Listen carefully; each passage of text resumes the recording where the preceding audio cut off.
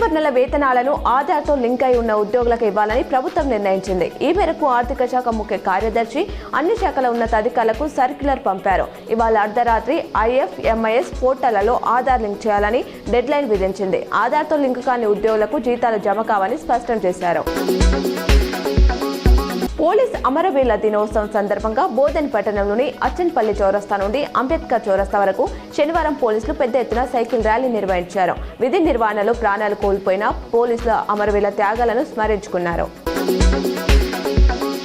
ప్రభుత్వం చేసిన పాపం కారణంగానే రైతులకు నష్టం జరిగిందని తెలంగాణ జాగృతి అధ్యక్షురాలు కవిత అన్నారు. శనివారం సాయంత్రం SRSP బ్యాక్ వాటర్ ముప్పు ప్రాంతం ఎంచాలో పర్యటించారు. బాధిత రైతులకు ఎకరాకి ₹50,000 నష్టపరిహారం ఇవ్వాలని డిమాండ్ చేశారు.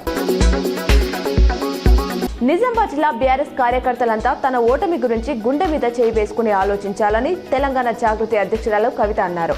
తనపై కుట్ర జరిగిందో లేదో ఆలోచించాలన్నారు. తాను ఏ ఒక్కనాడు కూడా తన ఓటమి గురించి ఎక్కడా బహిరంగంగా మాట్లాడలేదని పేర్కొన్నారు. ఇంటర్ సిలబస్ ను NCERT గైడ్ లైన్స్ ప్రకారం రివిజన్ చేస్తామని బోర్డు సెక్రటరీ కృష్ణ చైతన్య తెలిపారు. గణితం, ఫిజిక్స్, బోటనీ, కెమిస్ట్రీలు రివిజన్ జరిగి 13 ఏళ్లైంది. ఇతర సబ్జెక్టుల రివిజన్ 2020కి ముందు చేశారు. విద్యార్థులు నైపుణ్యాలు పెంచేందుకు వీటిని అప్డేట్ చేయాల్సి ఉందని పేర్కొన్నారు. హైబ్రిడ్ అమిట్మెంట్ HAM కాదని, అది ₹8,000 కోట్ల భారీ స్కామ్ అని మాజీ మంత్రి బాల్కొండ ఎమ్మెల్యే వేముల ప్రశాంత్ రెడ్డి ఆరోపించారు. హైదరాబాద్లోని తెలంగాణ భవన్లో ఆయన మాట్లాడారు. రోడ్లు బాగు చేసే ముసుగుల్లో ₹8,000 కోట్లు దోచుకునేందుకు రంగం సిద్ధమైందని, ఫేజ్ 1లో ₹17,000 కోట్ల కాంట్రాక్టులో ₹8,000 కోట్లు దోచుకుంటున్నారని ఆరోపించారు.